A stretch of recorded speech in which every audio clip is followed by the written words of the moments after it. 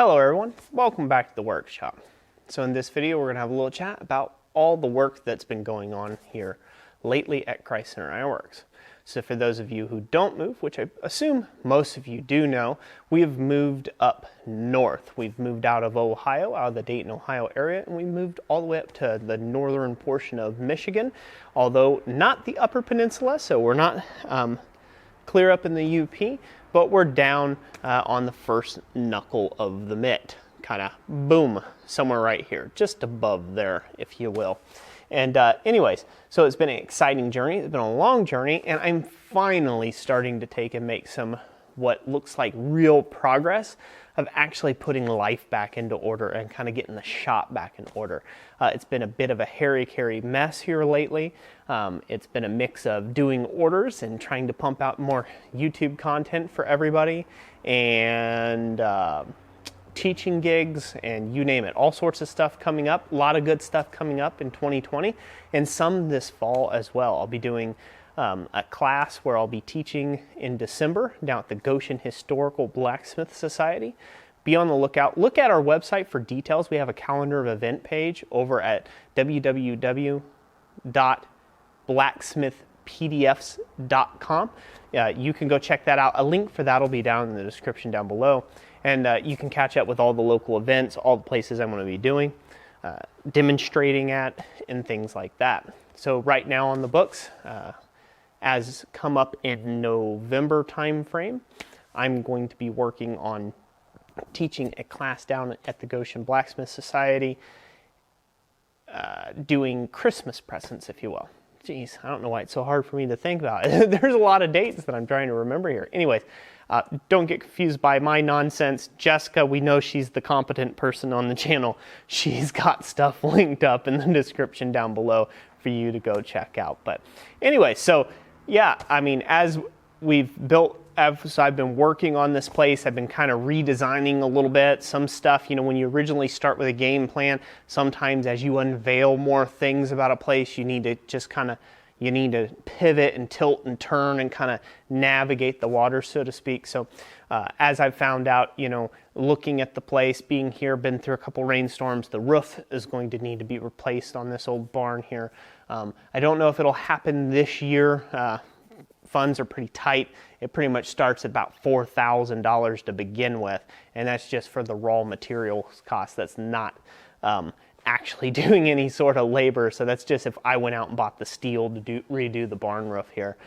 So yeah, a little tight on cash after just moving and everything like that, but you know, we'll get there. So I've dealt with leaky roofs in the past, and then, you know, you just let them leak and you just do your best you can, you know, to stop them from creating too much damage if you can.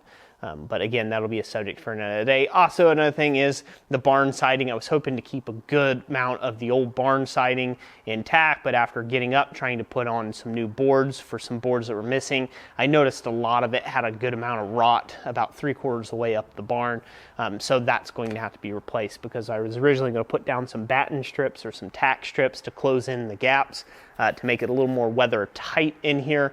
And then I found out that that's going to be a complete moot point, because there's nowhere to nail to. I'll be nailing to basically popcorn. It's about as punky a wood as you can get. So, you know, the lower portion, which is weird, the lower portion's good, and the like very upper portion's good wood still.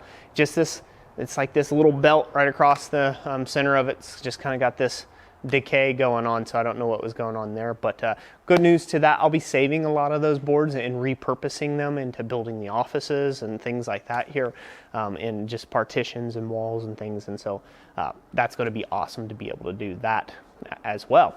So yeah, I mean, basically in this video, I've worked at getting a lot of stuff cleaned up, a lot of the fire hazards or anything like that, like hay and just loose junk.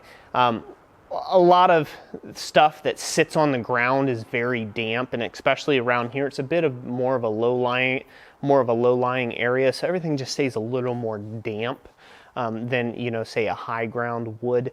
And so therefore, even some of the loose straw bits and hay bits and stuff that were in here were still very damp to the touch. So if anything fell on them, it wasn't like it was propagating. I got all the big chunks and things out there. If anything were to fall anything would fall on it. It wasn't like it was going to go anywhere, but still working at sucking out every little nook and cranny and crevice of hay and stuff. And so that's been a real treat. It's really time consuming, actually. You never think about it, but you know, an old barn like this has seen hundreds of years of use and service, you know, with animals and livestock and hay. And I've been told that this was an old dairy barn, and that was confirmed too by one of my next door neighbors that I got to meet at church just a few Sundays ago. So that was pretty awesome to meet my right next neighbor. I can look out across the field and see him over there. So so that was pretty neat to have a little confirmation on that. But yeah, I mean, so that's basically what I've been up to. Metal shop's coming along, blacksmith shop's coming along, and what are we doing in this area here? I've talked about this several times, but this main area here will eventually be done to where if I want to teach anybody or if I want to run classes, if I can get that kind of thing approved, you know, I'll have a few people out, and this was where I'll set up some additional little forging stations or things like that on the fly. The main purpose of this area out here, I'm going to keep it really open. I want to be able to move stuff in and out. If I need a place to assemble some sort of large body of work, I have that here as well.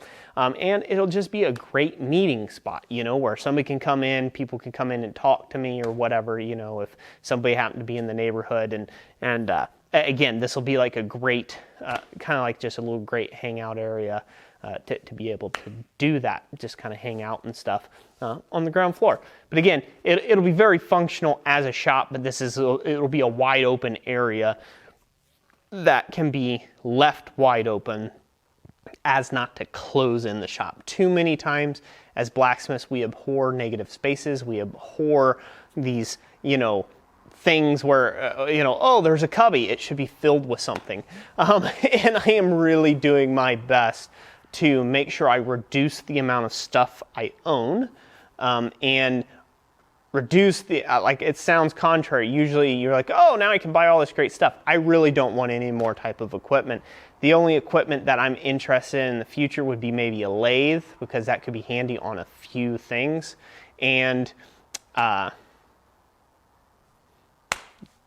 a mill. That's about it. I mean, a lathe and a mill, but I'm not a machinist, so if I'll ever get to those, I'm not so sure. I'll probably just find somebody who is a tool and die guy, a machinist, and collaborate with them and just borrow their stuff, and they can borrow my forge to bend things. That's a great way of doing it, and I don't have to figure out and relearn and reinvent the wheel for myself, right? So yeah, I mean, that's basically it. This place has been pretty great to us. It's getting better and better all the time. I'm working on getting some hammer racks up. I've got a whole bunch of other videos coming out, trying to get to a point to where I can progressively move more and more towards just forging related videos. We've had a lot of update videos and a lot of videos like this, chatting head type stuff and kind of about the barn and the build. And I really want to get back to doing just my tutorial type content, you know, and just see how that goes in the future. But anyways, that's it. I'm going to let you all go. I've talked enough for about 3 people today. Thank you all so much for watching this video. If you'd found it enjoyable at all, remember that, hit that like button and let me know in the comment section down below. Without further ado, God bless you, and we'll catch you on the next one. Thanks for watching.